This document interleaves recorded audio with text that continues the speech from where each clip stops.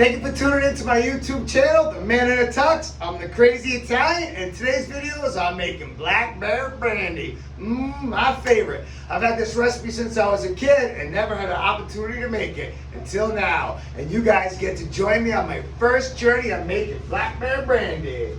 So, some of the ingredients and stuff that we need, the tools that we need to make this. First, I want to talk about the outfit. I was so excited about getting this apron in to go suit with my theme, The Man in a Tux. I had no shoes on in the greenhouse. I had to keep everything nice and clean. And I love my skill socks. They're fun, fun, fun. My mission is to make you smile and teach you how to do some stuff that could be, life-saving, not making brandy, but you can utilize it someday. Makes you feel good. So some of the tools we need is a masher. We need a strainer, a measuring cup, a spoon, narrow enough so it can go into a wide mouth mason jar. We need some filter. I use the large filters, but you can use the smaller filters, doesn't matter. We're going to cut it to size and I'll show you that. We have a food processor, 5 mason jars. Now some of the ingredients is just sugar, yeast. This is a secret that I like to add to mine. Well, my parents used to add it, is cherries.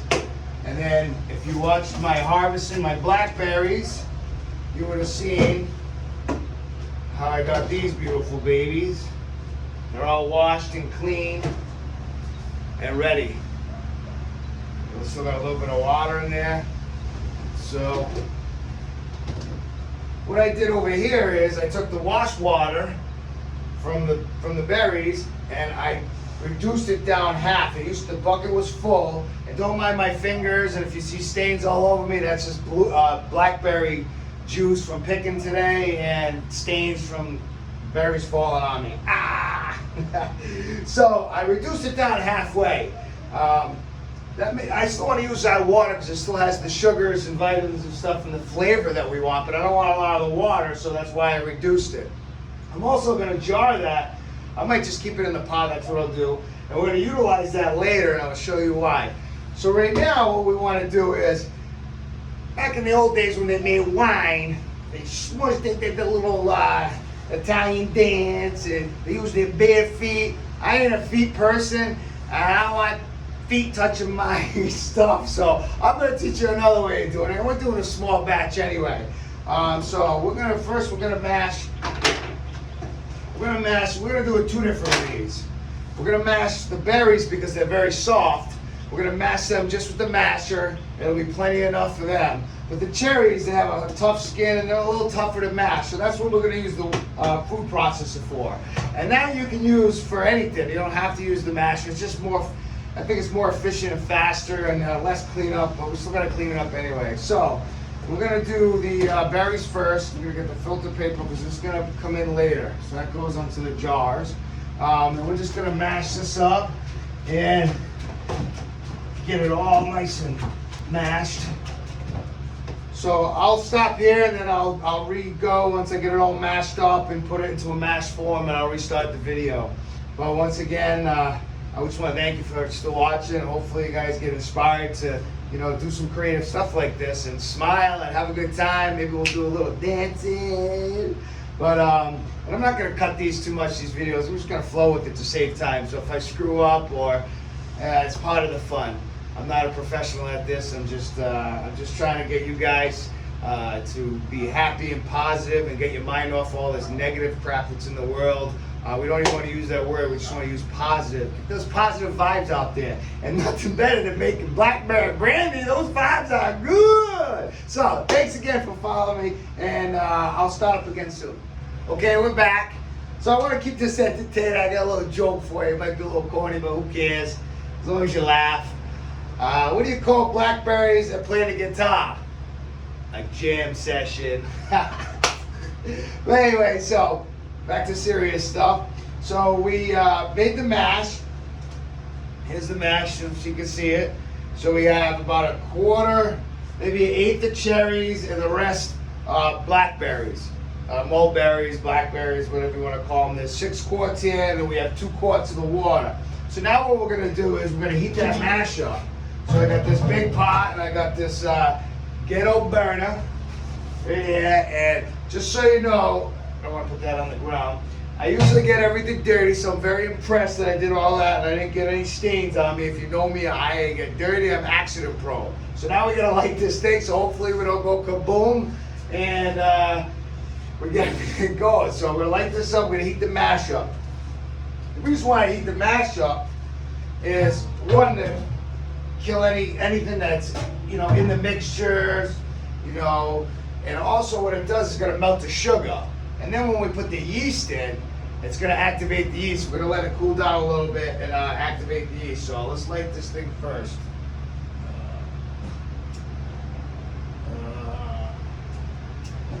All right. Nothing blew up. All right, so we're gonna heat this up.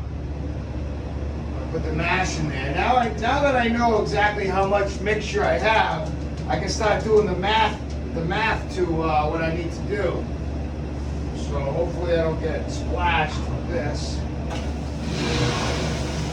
You can hear it sizzling. It's hot. So once again, I survived getting berry juice on me. And here's the water that I reduced. Put that in there. So we heated it up. Now it's going to be cooling down. What I'm going to do is jar it. We did get, while I was mixing it, it was heated. We got a little stain on my shoulder right here, but that's all right, because guess what? It's in my Guido roll. That's us Italians. We got a Guido roll, so you can see the muscles. Oh, I hope that made you laugh too. But that's true. That's my little Guido roll. So this is a funnel that we had that I didn't bring to light in the beginning, but we need this now. So we're gonna actually put the funnel in the jar. We're gonna fill up the jar. This should fill up both jars pretty full. So hopefully we don't get splashed on. But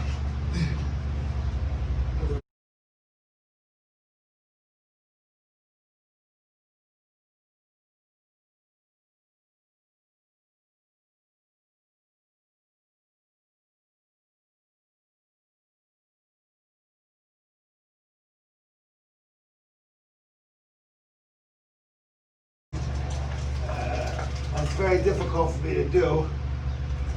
Oh shoot. Some would say I'm a dirty boy.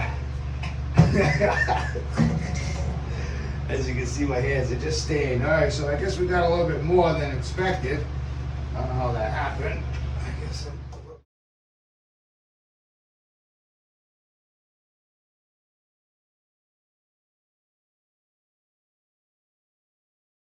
welcome back. The jars are finally cooled. It's late in the evening. Something really funny came to mind now that it's dark out. I'm sure this has happened to you, but in the clubs we used to call at the end of the night when the lights came on and you were dancing with somebody, all of a sudden we call that the ugly lights, and you look over and you realize the person you're dancing with is not as good looking with the lights on as they are with the lights off. So you get surprised, you're like, I gotta go. Peace out. But maybe that's happened to you. I thought it was funny. It's happened to me before. But so here we are. So the jars are all cooled off. And now we're going to get to the science behind this. So I'm going to put my smart glasses on. Ooh.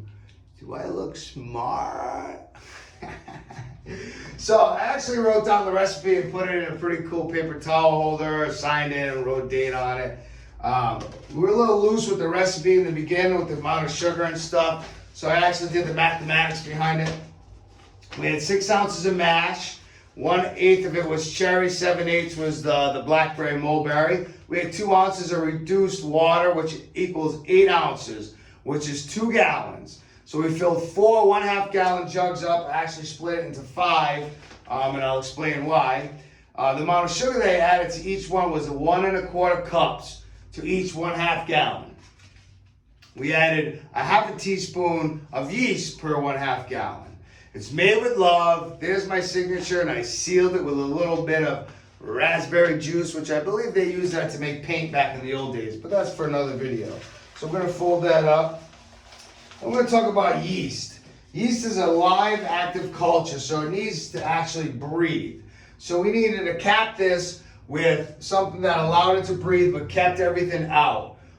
So we did it with the coffee filters. And what I did was I folded the coffee filters up, basically like they did the paper dolls that they cut and they extended. There's a ton of them. So I did the same exact thing. I folded it in fours, and then I used the ring and then traced around it, cut around it, larger than the ring, so it fit right over the cap, and then we use that as the breathable seal.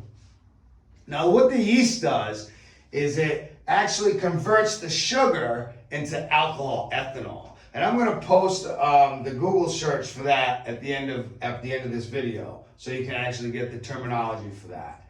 So the yeast is activated. Now why I split it into 5 jars is because as it's fermenting, it's expanding a little bit. And when I had it filled to the top, when I came back, it actually exploded and you can see all the purple everywhere. So I gotta deal with that later. Once again, I always cause some kind of craziness. That's why they call me the crazy Italian. So this is a very important stage, and it's very important that you understand how to catch it right before, and I'll explain. So this is fermenting now. So every day you want to stir it, and that's why we used this narrow spoon, and I'll show you how we get in there. So we're going to stir it every day. Now it's very important, okay, so we're just going to get in there and stir it. Every morning I'm going to do it. And it's going to take about 3-4 days for that to kick because we're in the greenhouse, it's going to be very hot. And how you know it kicked is because this is really, really sweet. So if you taste it, it's really sweet. So as soon as that tastes like alcohol, you can smell it and taste it. All the sweetness goes away. It's immediately got to go to phase 2. Because if it goes too far, it's going to turn into vinegar. And you don't want it to turn into vinegar. So phase 2 is very important to monitor. Okay, so hopefully you enjoy these videos and you learned some stuff and had a little fun, goofing around. That's why I do these videos, teach you how to do things. Because Blackberry Brandy could be a commodity someday. If you needed a trade or just go out and have fun. Who doesn't like Blackberry Brandy? I'm sure it's created some great memories for some people. So there's phase 1. Thanks for following me. I'm the Man in a Tux, the YouTube channel. I'm the Crazy Italian. Blackberry Brandy, that's what we're making. Phase 1. Stay tuned for phase 2. There's a crazy couple of things that we're going to invent for phase 2, so it'll be fun. So thanks again. Have a blessed day.